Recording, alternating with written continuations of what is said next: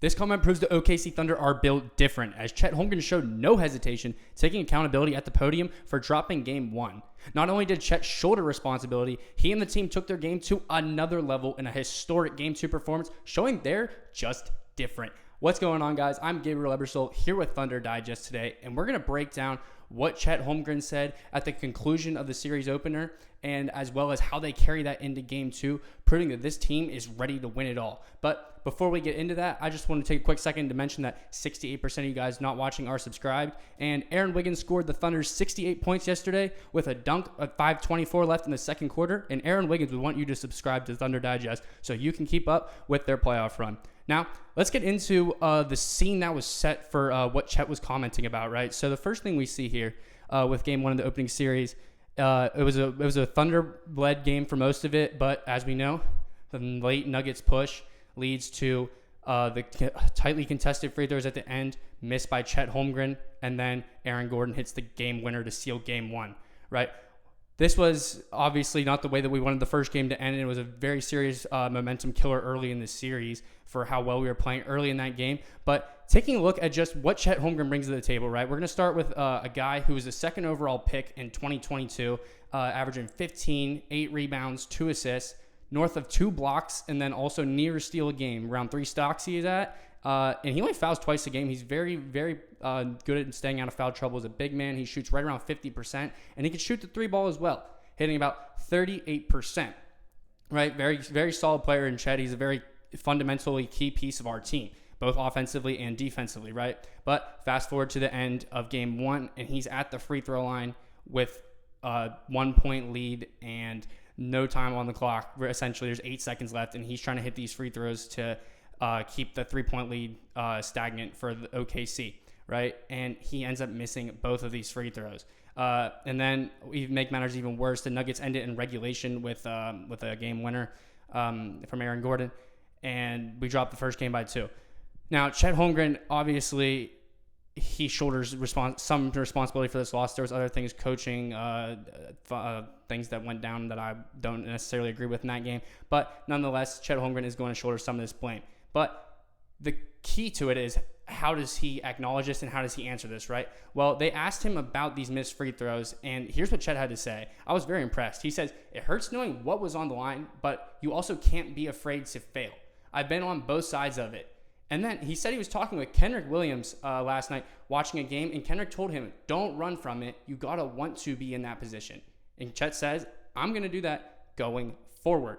And that is exactly what you want to hear, especially when we look at this up here, We're looking at this 87-point first half playoff record dropped by Oklahoma City, right? And how did they get points, the final points to achieve this record? 86 and 87? With less than a second left in the first half, Chet Holmgren on the free throw line knocks down a pair of free throws to get this record. And that is just, it's almost like a full circle moment in this dominant showing that OKC had. Like, this was an extremely dominant showing. They started the first quarter with 45 points, which was the 9th most points ever scored in a playoff quarter, 4th most for an opening quarter. They had 15 out of 21 for the opening quarter, and they had 12 assists. They played phenomenal basketball to open out the game, and they just blew Denver out the gates coming out. And Chet got to the free throw line in the opening quarter, made them both, made these before the half. He shot 7 for 7 from the line for the game. Exactly how you want to see him bounce back. He's still being aggressive, still taking it. Even better, he's still making these free throw shots. And this is just what's proven that this Thunder team's built different, is their mentality coming into these games. They want to be better. They're acknowledging everything that they're doing wrong, but it doesn't even stop when you look at what they've done in losses. You look at a guy like Shai Gilgeous-Alexander, right? And he's talking about after this Game 2 dominant showing, and what does he have to say? Shai's going to say, every game's going to look different. Just like we couldn't relish on the loss, we can't relish on the win. We got to move forward, take the good things from tonight, scratch the bad, and be a better team come the next game. That's what we're focused on. And just like with Chet focusing on being better moving forward, that even after a historic blowout playoff win, the leader of this team, the MVP frontrunner candidate, is still focused on being better going forward. And that is a great sign as an Oklahoma City fan, that we're playing this game to game. We're looking at every single possession as what we can improve on. We're looking at the minute details as how we can be a better team in the long run. And this is what finals teams are made out of. It's the little things that add up in the big picture, and that's why Denver stood no chance today. We were moving the ball very efficiently, so many wide open threes, and the team was just clicking. Let's just take a look at what some of these guys had to offer. Starting with the starting lineup, you know the guy we're talking about, Chet Holmgren, improvement on the board that I want to know, 10 defensive rebounds compared to 6 overall rebounds last game. Love to see an improvement there for 11 total rebounds. 15 points. He shot 2 for 3 from the three-point line, 7 for 7 from free throw. He was spacing the floor out very well for us. Next, we moved up to Jalen Williams, a guy who I called out last game for shooting 5 for 20, 2 for 9 from 3. Steps it up. He shoots 6 for 11, still didn't hit a 3. We'll work on that, I guess. I don't know what else to say there. He had 7 assists, was playmaking, helping chipping on the boards with 4 rebounds, had a pair of blocks, 17 points to the tune of a plus 23. Another a good game from Jalen Williams that we see. Moving to Hart, 6 for 7, 2 for 2 from the line, 8 rebounds, 5 assists. Great playmaking from him. And he's going to chip in 14 points to the tune of a plus 19. Moving to Shai, you know he's going to bring big efficiency. 11 for 13. Great game. Oh, my God, a great game. 34 points, 8 assists, 4 rebounds, and a playoff record plus 51 plus minus in 30 minutes on the court. That's how it's done. Shai Gilgeous-Alexander. Lou Dort, 2 from 9 from the three-point line is the first thing I'm going to start with.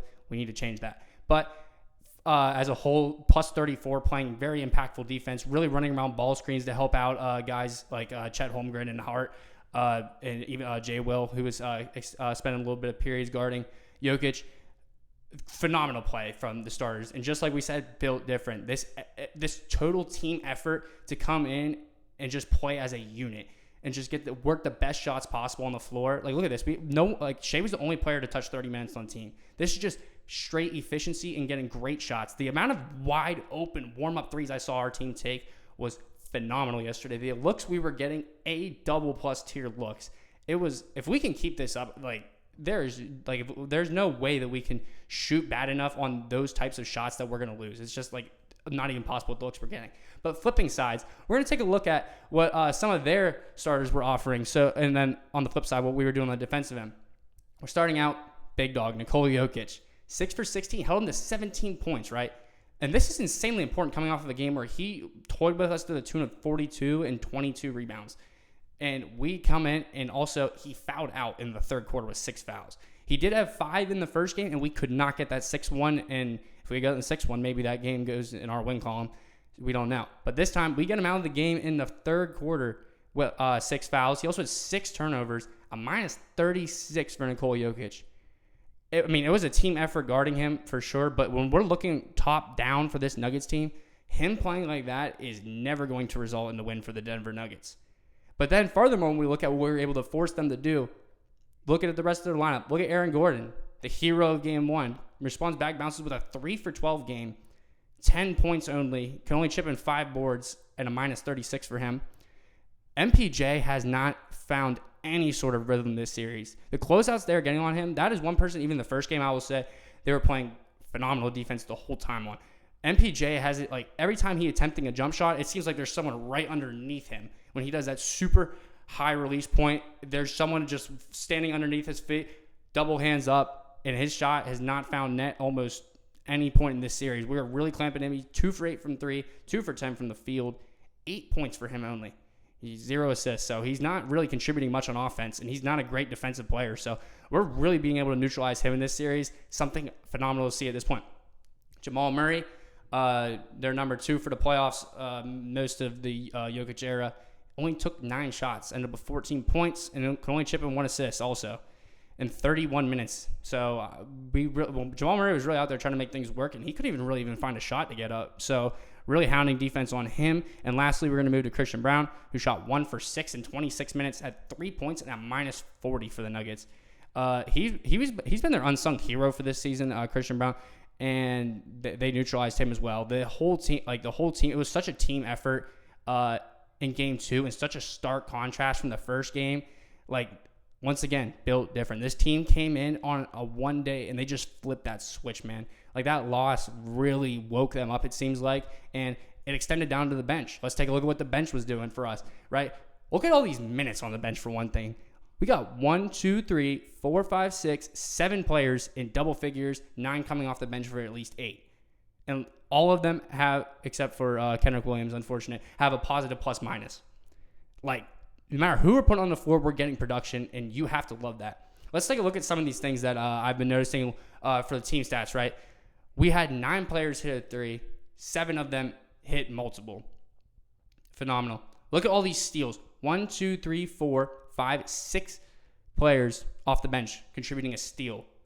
That's defensive passion, and that's something that is just energy, and that's something that transpires from the top down of your team. If the top guys aren't out there throwing out that effort that they were in this game, you can best bet that these bench guys wouldn't be having all of these steals, playing this glue-like defense. Like, this is a team connected. This is a team with chemistry to the core. And then on top of that, we look at all these guys coming out, and they're able to play production, and they're able to spread their shots. Well, look at the shot distribution between the bench. Even with the guys who aren't getting that many minutes, especially in the playoffs, there's no selflessness on this team. We're out here trying to get the best shot, working great shots. Cason Wallace is someone I want to shout out. I was playing an amazing game last night. Watching him play, great defense. He was taking wide open threes. He was hitting them, driving to the basket, getting looks for other people. He had a pair of assists, pair of steals. Like, great game from Cason Wallace. Aaron Wiggins had a great game off the bench. And this is just exactly what you want to see around the second round time, moving into the third round time, finals time from the Thunder. Gelling at every single level. And yes, it's coming right after a game where we did fall apart, but I mean, this is just proven we're on the rebound, and we're able to just really flip that switch and get in that mode, snap into it. And that's what we did today. And we proved that we were going to come out there and win that game, right? And then along with neutralizing their best player, Jokic. And talking about neutralizing Jokic, proving even more how built different we are, they asked Chet Holmgren about how he felt about the neutralization of Nikola Jokic. And he said, the credit there goes to the guys chasing around those screens and the guys that are putting a body on Jokic all night. And then he goes out to name Jay Will. He goes out to name Hart. Guys chase, and he names Wiggins chasing around screens. Like, this team is so connected, so chemistry oriented, and they really play off of one another. And you see a guy like Chet, no hesitation, stepping to the podium and take accountability. He's only in his 3rd year in the league. And just the poise of this team, along with the talent, pairing those two together is what makes this team hit another level, and where I'm hoping is going to carry this team to a championship. After that game last night, I'm stoked for Game 3. I'm really hoping we come out and just put it to them, and we really just continue to run and stay in that killer instinct mode that we were in this game. Let me know what you guys think the final score of Game 3 is going to be. You seen another blowout coming? Maybe you see the Nuggets flip the switch like we did. Who knows? I think we're going to win Game 3 on the road, even in Denver. I think we're going to win by 12 points is my prediction. Let me know what you guys think in the comment. I'm super happy with how Game 2 went. Looking forward to Game 3. This has been Gabriel Ebersole with Thunder Digest. Make sure you guys hit the subscribe button, and I'll see you in the next one.